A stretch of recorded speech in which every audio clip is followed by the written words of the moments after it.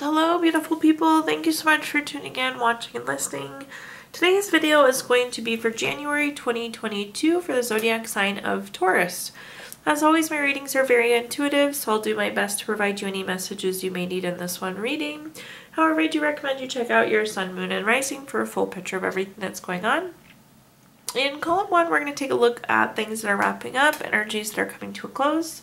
In column number 2, we're just going to take a general look at January. Column 3 is going to be money, column 4 is love, and in the 5th and final column, we're going to do a message from your future self or spirit guides, so something for you to carry into January with you. I do have a new deck of cards. I hope you enjoy them. It's still going to serve as a summary, though, of kind of what's going on. We have the card Brilliance. I hope that some of you are feeling your brilliance. You might have just been feeling how brilliant life could be, family, friends, Earth itself. But let's pull some clarifying cards to see what we have going on. Alright, I actually really like this spread. So far, so good. With the first card we have is the Two of Wands. The Two of Wands is waiting for results. You could potentially be making a choice. Some of you may have been traveling too. That could have been the brilliance that you're feeling, or you might have made travel plans for this year. The world is a really brilliant place. But in general, some of you, I feel like we're probably waiting for something or made some sort of choice. Then we have the Fool card. Love the Fool card. It's fresh hope. It's taking chances. It's a new path, a new adventure, new beginnings. Really great to see, given that we're just kicking off 2022. So wonderful to have that new beginning. Followed by another great card with the World, Taurus. So this is about completing a lesson or goal. It could also be travel. We have 2 travel cards here. But this is completion. So it's like you're ready for 2022. You completed 2021. I really like what we're seeing here. Let's clarify this column and see what other messages we have. The first card that we have is the Moon card. The Moon card can sometimes indicate a problem, but it's more so voluntary change, and it's trusting your intuition. So with the Two of Wands, that's about making a choice or waiting for results or travel again. So I do feel like some of you probably made a choice with this Moon card. You made a voluntary change regarding something. Then we have the the Seven of Pentacles. This is another waiting card. So definitely there was something that you've been waiting on. With the Seven of Pentacles, you plant your pentacles and then you're just like sitting there waiting for them to grow, waiting for them to develop. I feel like some of you could have been waiting for 2021 to end so you could start fresh with 2022. Makes total sense, but it's like there definitely was some waiting. I don't know if it was tied to the end of the year or the new year or not. Then we have the King of Swords. The King of Swords is very intentional, it's very strategic, it's very thoughtful. It makes total sense because I feel like a lot of you were like ready for 2021 to end and you were planning for 2022. Makes sense on top of our World Completion card there. Now let's take a look at column 2, which is just going to be like general what's coming for you in January. We have the summary card of Fragments. So you might be getting like bits and pieces of information in January, like you may not be getting the full picture or everything that you're hoping for. You might be getting kind of chunks of things. But let's clarify and see what comes through here. I'm really liking the Star card in this column for you. But let's start out at the top here with the Seven of Swords. The Seven of Swords, this can indicate theft, betrayal, dishonesty. This is more like moving away from something. It's like running away from something. Again, maybe you're just running away from 2021, running into the new year.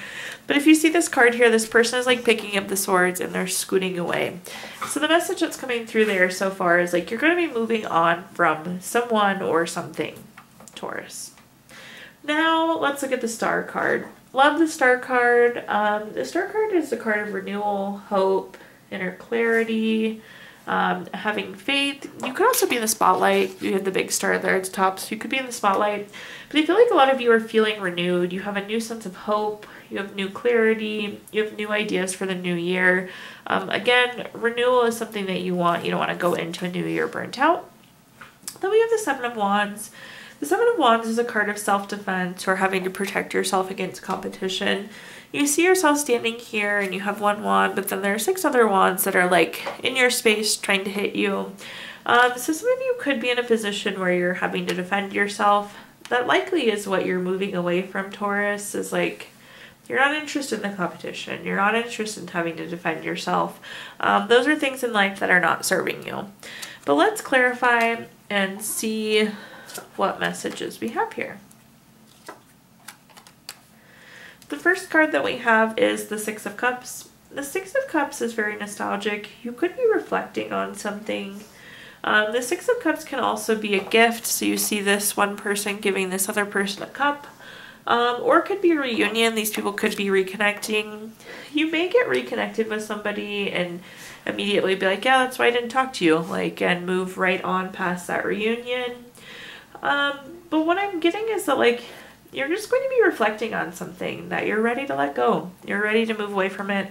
It wasn't a good relationship or a good trait, or it was something that was not serving you, Taurus, that you are going to knowingly move away from. Then we have the King of Cups. The King of Cups is very supportive. It's very tolerant. There's lots of empathy. I feel like this is you. I should start by saying that. So I feel like you kind of have this new tolerance in 2022. You've done a lot of healing for yourself. You just have like a calm understanding of the world. You're very empathetic for those around you, very tolerant. Maybe that's some of the inner clarity you got from the star. Maybe that's some of that renewal. I feel like there's like a real sense of patience coming through here. This is also a leadership card too, so you could be leading people through things, but another message that's coming through, like with that spotlight, like being in the spotlight, it could be because of your leadership traits. Then we have the Eight of Wands down here at the bottom. The Eight of Wands is speed, it's quick, it's change, it's news coming in. So I feel like this having to defend yourself, I think, is going to be short-lived, I guess is what I'm saying here, Taurus.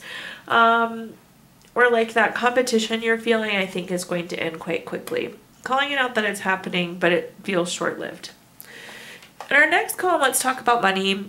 This is anything related to money. This could be your career, it could be your job, finances in general, businesses you run, investments you have, really anything money.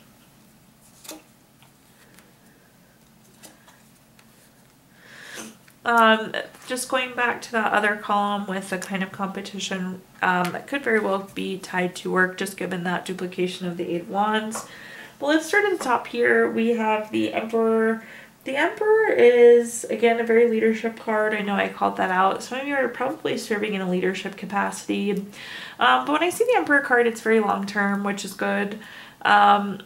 I feel like when we think finances, when we think money, we think long-term security, and are we doing things right long-term? I would say yes with the Emperor card. So thinking money long-term, overall things are looking good. We do have the Eight of Wands again, which is, again, quick action, speed, change, news coming in.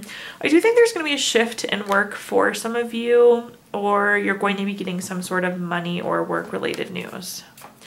Then we have the Ten of Swords. The Ten of Swords typically indicates an ending of something.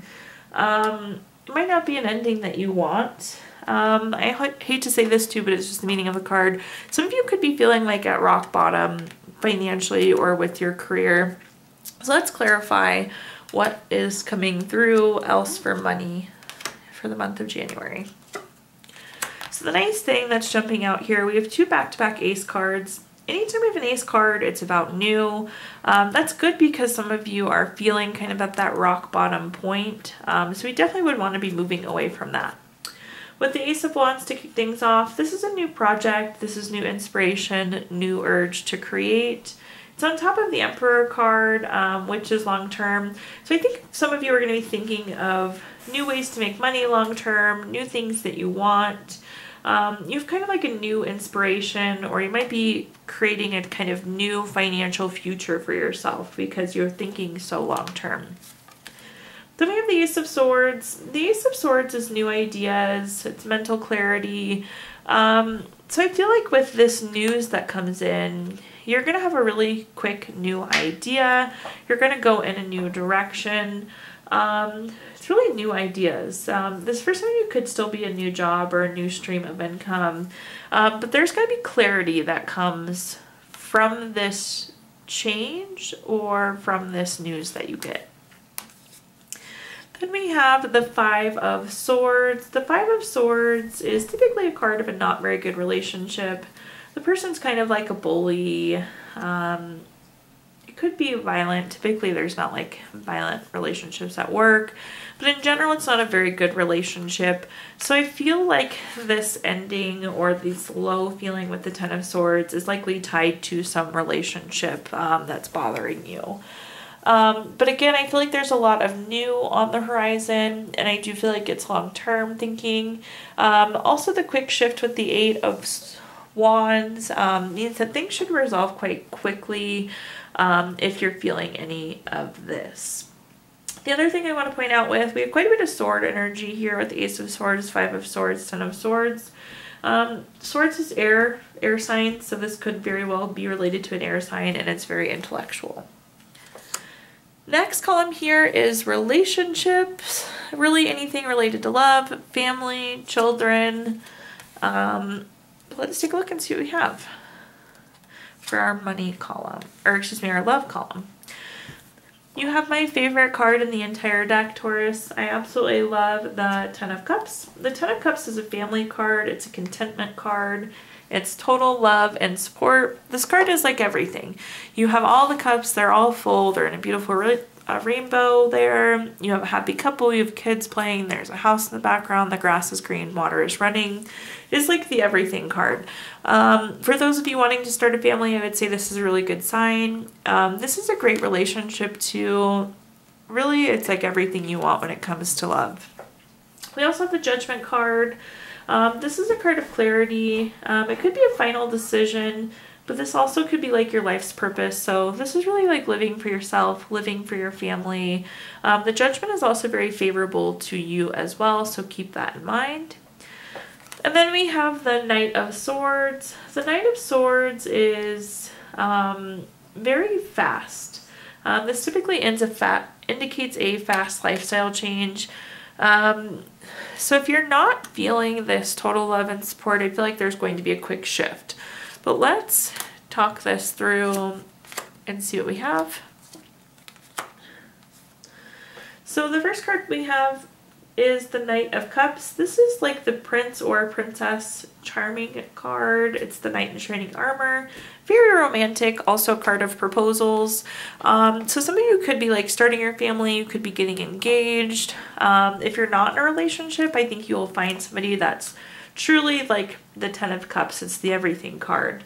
If you're in a relationship, I would say that this is a sign of a very happy, healthy relationship. Again, it could be proposal or marriage for some of you. We have the Emperor card. This is a parent card as well, so this could be another fertility type card. But this is like respect, it's leadership, it's long term. So I think for those of you in a relationship, it's a very respectful relationship. I do feel like it's long term. Again, with the Judgment card, it's kind of like living into your life's purpose from a family perspective. Then we have the Eight of Cups. The Eight of Cups is a card of kind of moving on and abandoning something.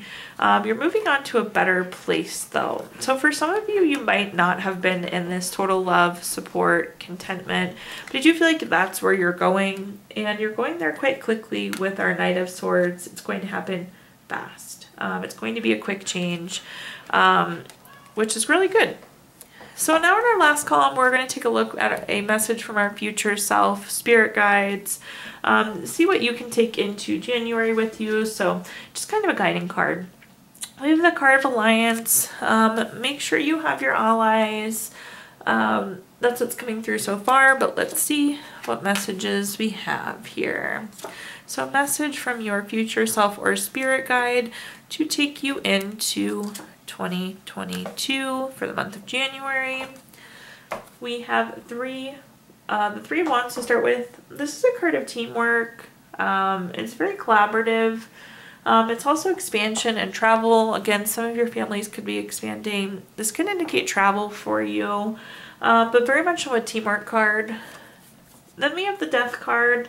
The Death card is big change. It's oftentimes an ending. It's indicating time to move on. It's very transformative. It doesn't mean death, but it typically means a very big, significant change, but for the better. If you look at the Death card here in the back, there's like sun peeking through on the new side. So very, very positive, very, very transformative. Then we have the Moon card. The Moon card is, again, voluntary change. So something is going to be shifting for you here. I feel like, going back to the Three of Swords, expansion is really sticking out. Like, there's going to be some sort of change that allows you to expand. But let's clarify through and see what messages we can get here. The first card we have is the Queen of Wands. The Queen of Wands is very confident. It's very self-assuring.